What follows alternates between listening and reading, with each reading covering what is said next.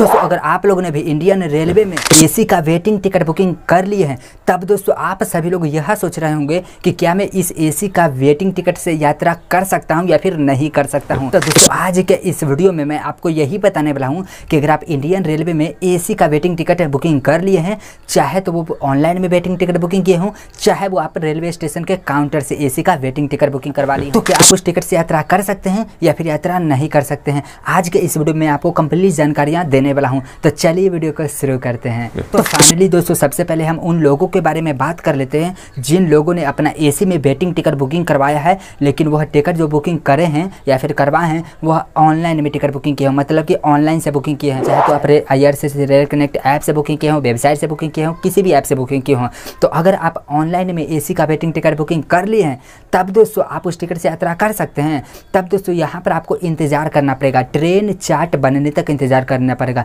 दोस्तों किसी भी ट्रेन का चार्ट नॉर्मली 4 घंटा पहले बनता है, तो 4 घंटा पहले जब ट्रेन का चार्ट बनेगा उसके बाद दोस्तों आपको यह पता चल जाएगा कि आपने जो एसी का ऑनलाइन में वेटिंग टिकट बुकिंग किया था वह कन्फर्म हुआ या फिर कन्फर्म नहीं हुआ। अगर दोस्तों वह कन्फर्म हो गया होगा तब तो दोस्तों आपको सीट नंबर, कोच नंबर सभी मिल गया होगा, तो आप यात्रा कर सकते हैं। लेकिन अगर आपका ऑनलाइन बुकिंग किया गया एसी का वेटिंग टिकट ट्रेन चार्ट बनने के बाद भी कन्फर्म नहीं हुआ या फिर नहीं होता है, तब दोस्तों आप उस एसी का वेटिंग टिकट से यात्रा बिल्कुल भी नहीं कर सकते हैं। आप भूल करके भी यात्रा मत करिएगा दोस्तों, क्योंकि कन्फर्म नहीं होने के बाद कैंसिलेशन चार्जेस कट करके आपके पैसे पूरे बैंक अकाउंट में 3 से 5 दिन के अंदर में रिफंड हो जाता है। अब दोस्तों हम बात कर लेते हैं दूसरा कंडीशन के बारे में कि अगर आप एक एसी का वेटिंग टिकट रेलवे स्टेशन के काउंटर से जाकर के लिए हुए हो, तो इस कंडीशन में क्या आप यात्रा कर सकते हैं। तो दोस्तों यहाँ पर मैं आपको बता देता हूँ, इस कंडीशन में भी आपको 4 घंटा पहले तक इंतजार कर लेना है ट्रेन चार्ट बनने तक। अगर दोस्तों ट्रेन चार्ट बनने के बाद आपका एसी का वेटिंग टिकट काउंटर से लिया गया कन्फर्म हो जाता है,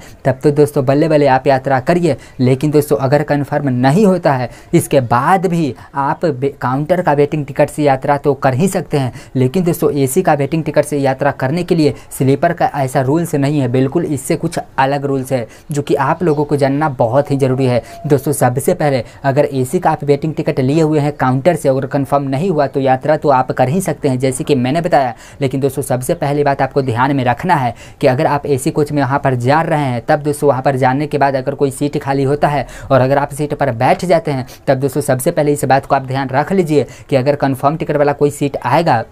जिस सीट पर आप बैठे हुए हैं, तब दोस्तों वो सीट को आपको खाली छोड़ना पड़ेगा। और दोस्तों दूसरी बातों को आपको ध्यान में यह रखना है कि अगर मान के चलिए by the way TT check करने टिकट आ रहा हो और अगर दोस्तों आपका उसमें कोई सीट तो रहेगा नहीं क्योंकि आपका कंफर्म नहीं हुआ है, तब दोस्तों अगर आप उसमें ज़्यादा भीड़ लगाते हैं, देखता है दोस्तों कि अगर एसी में ज़्यादा लोगों ने वेटिंग टिकट बुकिंग करवा के आ गया हो कोच में, तब दोस्तों टीटी के पास यह पूरा राइट होता है कि आप एसी क्लास में भीड़ नहीं लगा सकते हैं स्लीपर क्लास की तरह। तो दोस्तों आपका वो जो आपको स्लीपर डब्बे यानी कि स्लीपर कोच में भेज सकता है, क्योंकि दोस्तों स्लीपर की तरह एसी में आप भीड़ नहीं लगा सकते हैं। अब आप कहिएगा ये मैंने तो टिकट बुकिंग किया है एसी में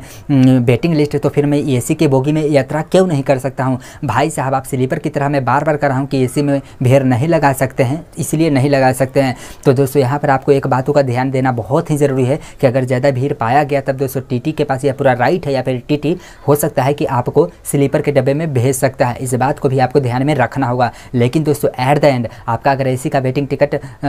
वेटिंग में ही रह जाता है, तब दोस्तों कभी कभी हो सकता है कि आप एसी बोगी में भी यात्रा कर लें, या फिर दोस्तों ज़्यादा चांस है कि आपको वो टीटी स्लीपर में ही भेज देंगे, तो आप स्लीपर में ही आप अपना यात्रा मतलब कि आपको यात्रा करना पड़ेगा। तो दोस्तों आज के इस वीडियो में मैं आपको यही बताया कि अगर आप एसी का वेटिंग टिकट बुकिंग करवा लिए हैं, तब आप क्या यात्रा कर सकते हैं एसी क्लास में या फिर नहीं कर सकते हैं। और अगर आप यात्रा करेंगे एसी क्लास में, तो आपको किन किन परेशानियों का सामना करना पड़ेगा और आपको किन किन बातों का ध्यान रखना पड़ेगा, क्योंकि दोस्तों इन बातों का ध्यान रखना आपको बहुत ही ज़रूरी है। अगर आपको यह वीडियो पसंद आई हो तो प्लीज़ इस वीडियो को एक लाइक कर दीजिएगा, और अगर आपके मन में अभी भी क्वेश्चन या फिर कन्फ्यूजन्स हो तो मुझे नीचे कमेंट करके ज़रूर बताइएगा। चलिए फिर मिलते हैं और इंटरेस्टिंग वीडियो में, तब तक के लिए जय हिंद, जय भारत, जय श्री राम।